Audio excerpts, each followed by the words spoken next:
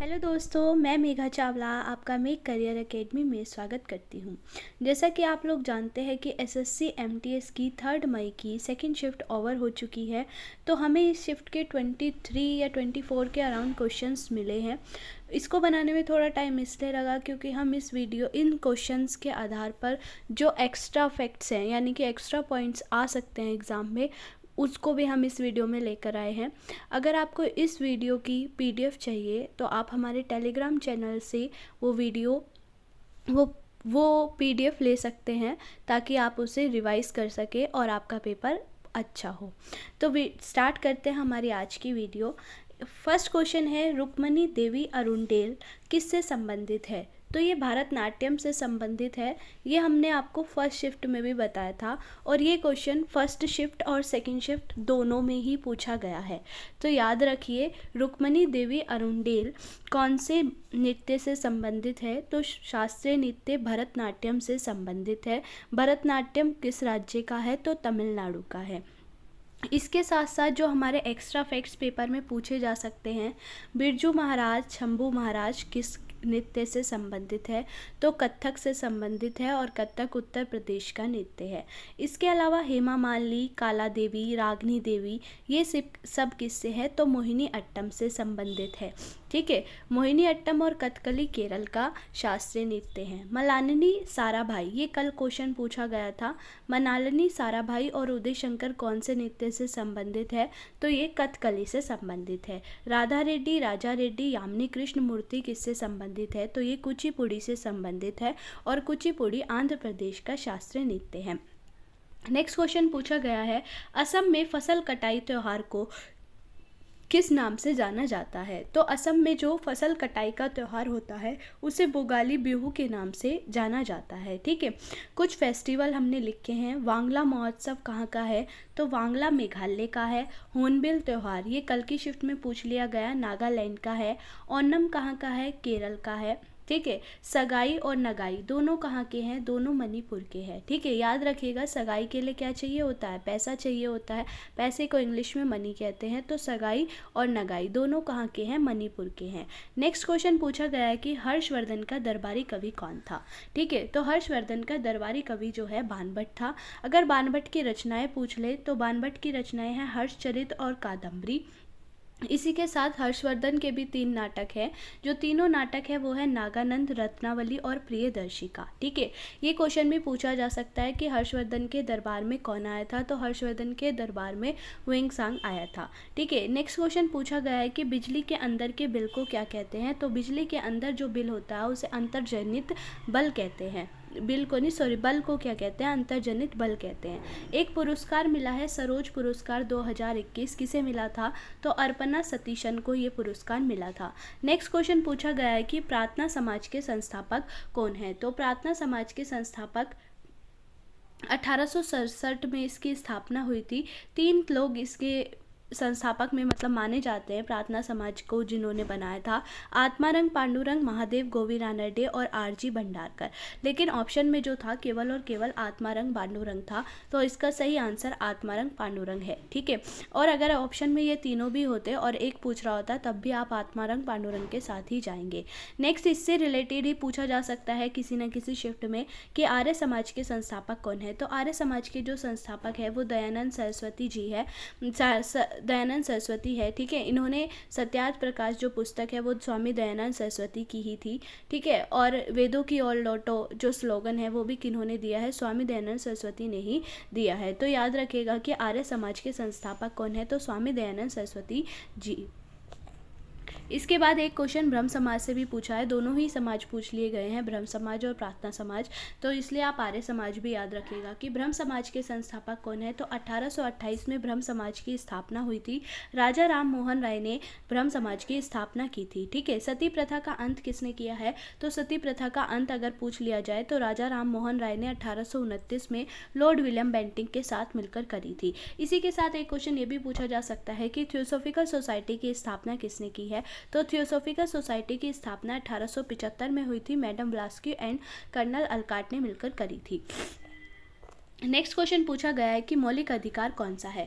मौलिक अधिकार कौन सा है, बहुत सारे ऑप्शन थे जिसमें से एक ऑप्शन था स्वतंत्रता का अधिकार, यही करेक्ट है। तो मौलिक अधिकार जान लेते हैं कौन कौन से हैं। अगर मूल संविधान की बात करें तो 7 मौलिक अधिकार थे, जिसमें से एक मौलिक अधिकार हटा दिया गया है जो कि संपत्ति का अधिकार है। तो वर्तमान में केवल 6 ही मौलिक अधिकार है।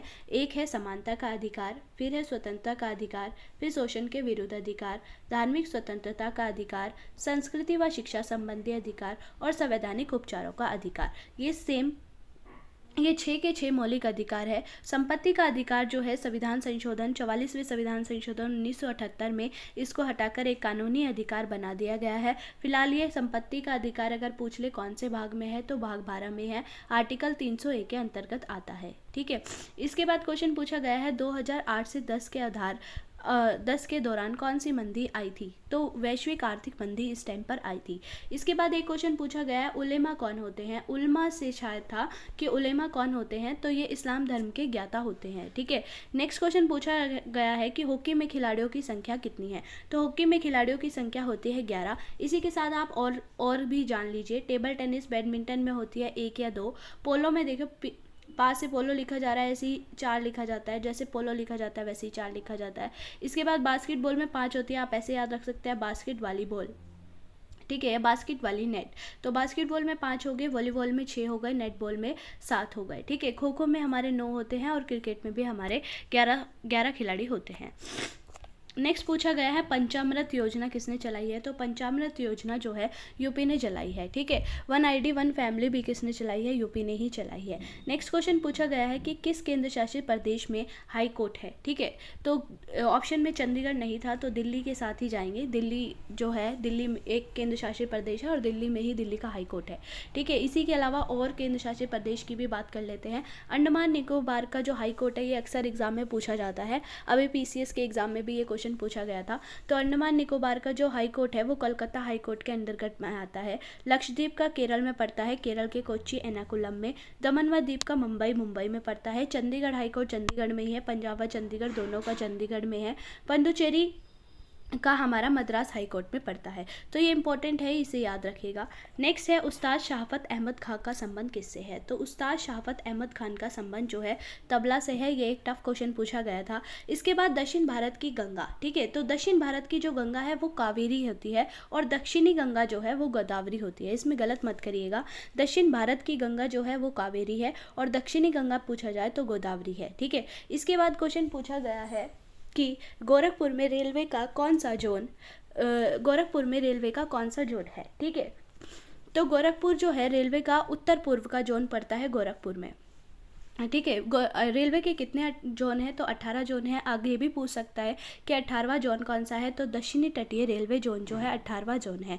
इसके अलावा हमने यहाँ पर जो इम्पोर्टेंट है वो लिख दिए हैं, जैसे मध्य रेलवे का मुंबई है, उत्तर रेलवे का दिल्ली है, दक्षिण रेलवे का चेन्नई है, पश्चिम रेलवे का मुंबई है और पूर्वी रेलवे का कोलकाता है। अगर उत्तर पूर्व का पूछे तो गोरखपुर है, उत्तर पश्चिम का जयपुर है, उत्तर मध्य रेलवे का इलाहाबाद है, पूर्वी तटीय रेलवे जो है उसका भुवनेश्वर है। ठीक है, इसके बाद पूछा गया है कि सबसे पुराना टेनिस टूर्नामेंट कौन सा है। तो सबसे पुराना जो टेनिस टूर्नामेंट है वो 1877 में विंबलडन टेनिस टूर्नामेंट है। आप सबको पता होगा कि 4 टेनिस टूर्नामेंट है जिसको हमने अफवाह से याद कराया था। सबसे पहले आता है ऑस्ट्रेलियन ओपन, फिर आता है फ्रेंच ओपन, फिर आता है विंबलडन ओपन और सबसे लास्ट में आता है अमेरिकी ओपन। ठीक है, तो ये 4 के 4 हमारे टेनिस टूर्नामेंट है। सबसे पुराना पूछा है तो सबसे पुराना हमारा विंबलडन है। ठीक है, इसके बाद 1947 के समय साक्षरता दर कितनी थी ये पूछा गया है। तो 18% साक्षरता दर थी। इसके बाद कार्क कोशिका की खोज पूछी गई है। तो रॉबर्ट हुक ने 1665 में कोशिका की खोज करी थी। अगर मृत कोशिका की पूछे तो ल्यूवन हॉक ने करी थी। इसी के साथ साथ अगर कोशिका सिद्धांत पूछ ले तो श्लाइडन व शेवान ने दिया था। अगर पूछ ले कि गुणसूत्र का नामकरण किसने किया है तो वोल्टेयर ने किया था। नेक्स्ट क्वेश्चन पूछा है, नेक्स्ट में एक बुक दे रखी है, a man who knows the value of infinity, a life of genius Ramanujan. तो ये रामानुजन की ही बुक थी। इसके बाद ये पूछा गया है कि अगर अम्ल को क्षार के साथ मिला दिया जाए तो उस अभिक्रिया को क्या कहते हैं। तो उदासीनीकरण की क्रिया कहते हैं। फिर जड़ से जो पानी खनिज पौधे के अन्य भाग तक पहुँचाते हैं तो जड़ से जो पहुँचाता है उसे जाइलम कहते हैं और पत्तियों के माध्यम से जो भोजन पहुँचाया जाता है उसे फ्लोएम कहते हैं।